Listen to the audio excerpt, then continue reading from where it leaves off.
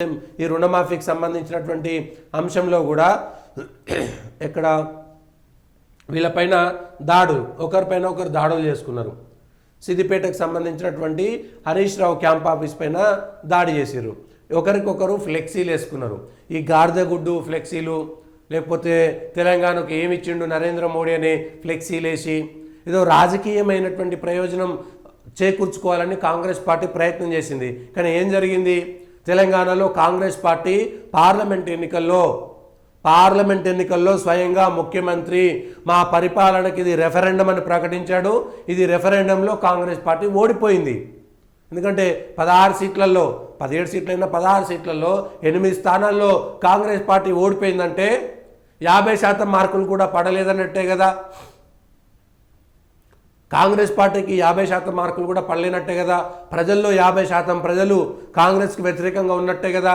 రెఫరెండంలో 50% మార్కులే కాంగ్రెస్ సర్కార్కి వచ్చినట్టా కాదా? ప్లస్ ఇవాళ ఇక్కడెక్కడో ఫ్లెక్సీలు పెట్టుకొని ఇక్కడ ఆయన పైన దాడి చేసి క్యాంప్ ఆఫీస్ మీద దాడి చేసిరు. క్యాంప్ ఆఫీస్ ఏమైనా ఎవరిది? హరీష్ రావు సొంతం. అది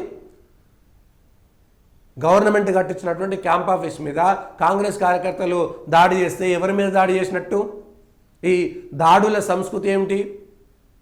ఎవరి మీద దాడులు చేయాల్సినటువంటి అవసరం లేదు.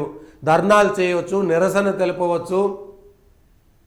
లేకపోతే అదే సిద్దిపేటలో కాంగ్రెస్ కార్యకర్తలు హరీష్ రావుకు వినతి పత్రం ఇచ్చి రావచ్చు. కానీ దాడులు చేసేటువంటి సంస్కృతి ఏ పార్టీ అయినా సరే, ఆ దాడుల వల్ల కాంగ్రెస్ పార్టీ కూడా ఎట్లయితే బీఆర్ఎస్ పార్టీకి వ్యతిరేకత వచ్చిందో, అధికారం ఉందనేటువంటి అహంభావం వచ్చిందో, కాంగ్రెస్ పార్టీ కూడా అట్లనే ఇబ్బంది పడాల్సి వస్తుంది.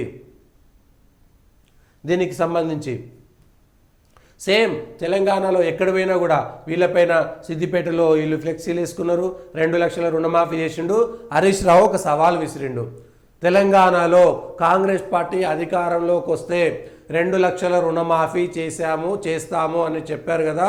2 లక్షల రుణమాఫీ చేస్తే నేను రాజీనామా చేస్తానని చెప్పారు. అయితే రాజీనామా చేయాలని కాంగ్రెస్ అంటుంది. కానీ కాంగ్రెస్ పార్టీ మీరిచ్చినటువంటి రుణమాఫీలోనే 31,000 కోట్లు ఇస్తామని చెప్పేసి 17,000 18,000 కోట్లకు పడిపోయిన తర్వాత రాజీనామా చేయాలనేటువంటి నైతికత కాంగ్రెస్కు ఎక్కడ ఉంటుంది? ఒకరికో ఇద్దరికో కాదు, మీరు రైతులందరికీ అన్నారు. తర్వాత ఒక అడుక్కు వెనక్కి తగ్గి గవర్నమెంట్ ఎంప్లాయీస్ ఐటీ కట్టే వాళ్ళకు లేదని చెప్పారు. లేదా పిఎం కిసాన్ నిబంధనలు అన్నారు. ఇది ఎన్నికల ముందు చెప్పలేదు. అట్లా మొదటి మోసం, రెండవ మోసం, తర్వాత ఇంతమందికి ఇస్తా అన్నారు, ఇంతమందికి ఇవ్వలేదు, అది ఇంకొక మోసం. ఇవాళ 31,000 కోట్లలో 18,000 ఇచ్చి మోసం చేసి ఇవాళ హరీష్ రావును రాజీనామా చేయమనడం ఏంటి? నిజంగా మీరు ఆ రుణమాఫీ కనీసం ఆ 31,000 కోట్లు ఒకేసారి చేసినా కూడా ఇవాళ రుణమాఫీ విషయంలో హరీష్ రావును రాజీనామా చేయమని చెప్పడానికి ఒక అర్హత ఉంటుండే. కానీ అది కూడా లేదు కదా. అది కూడా పోయింది. పోనీ మీరు రాజీనామా చేయమని రాజకీయంగా విమర్శలు చేయొచ్చు, కానీ దాడులు చేయడం ఏంటి? ఎవరి మీదైనా గతంలో బీఆర్ఎస్ పార్టీ కూడా ఇదే పనులు చేసింది. ఎవరిని పట్టించుకోకపోవడం, ప్రతిపక్ష ఎమ్మెల్యేలకు గౌరవం ఇవ్వకపోవడం, ప్రతిపక్ష ఎమ్మెల్యేలను పిలవకుండా మంత్రులు వాళ్ళే సొంతంగా ప్రతిపక్ష ఎమ్మెల్యేలు ఉన్న చోట మంత్రులకు అనుగుణంగా వాళ్ళ టూర్ జరిగేది. స్థానికంగా ఉండేటువంటి ఎమ్మెల్యేలకు పిలవకపోయేది, వాళ్ళను స్టేజ్ మీదకి పిలవకపోవడము, వాళ్ళకు ఇవ్వకపోవడము, ప్రతిపక్ష ఎంపీలు ఉన్న చోట ఎంపీలకు ఇన్ఫర్మేషన్ ఇవ్వకపోవడము, వాళ్ళను అగౌరవపరచడము, దాడులు చేయడము.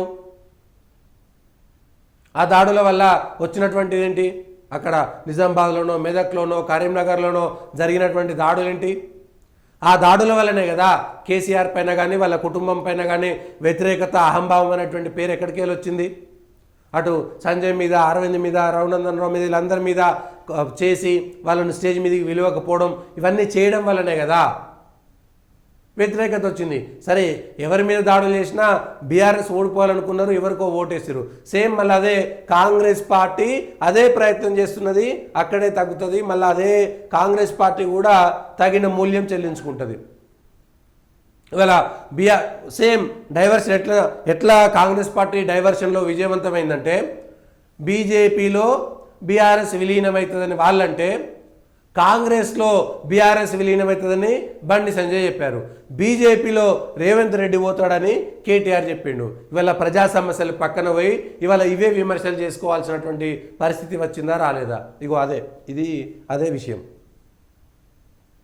అసలు విషయాలు పక్కకు పోయినాయి, రుణమాఫీ విషయాలు పక్కకు పోయినాయి.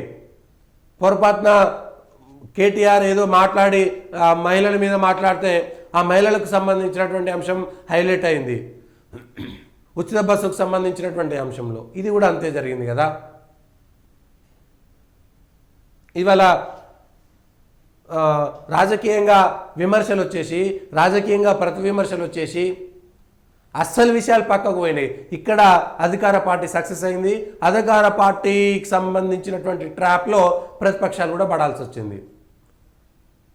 అది ఆ బీజేపీలో బీఆర్ఎస్ విలీనం అనేటువంటిది కాంగ్రెస్ పార్టీకి సంబంధించినటువంటి ఎత్తుగడ, అధికార పక్షం చేసినటువంటి ఎత్తుగడ. ఆ ఎత్తుగడలో బీజేపీ ఆ ట్రాప్లో పడ్డది, ఆ బీఆర్ఎస్ కూడా ట్రాప్లో పడ్డది. బీజేపీ నాయకులు బండి సంజయ్ ఏమన్నారు, ఆయన కాంగ్రెస్లో విలీనం అయిపోతుంది బీఆర్ఎస్ అనేటువంటి మాట చెప్పిండు. కానీ బీజేపీలో విలీనం అయితలేదనేటువంటి మాటను గట్టిగా ఎవరు చెప్పలేకపోయారు, ప్రజల్లోకి వెళ్ళలేకపోయింది.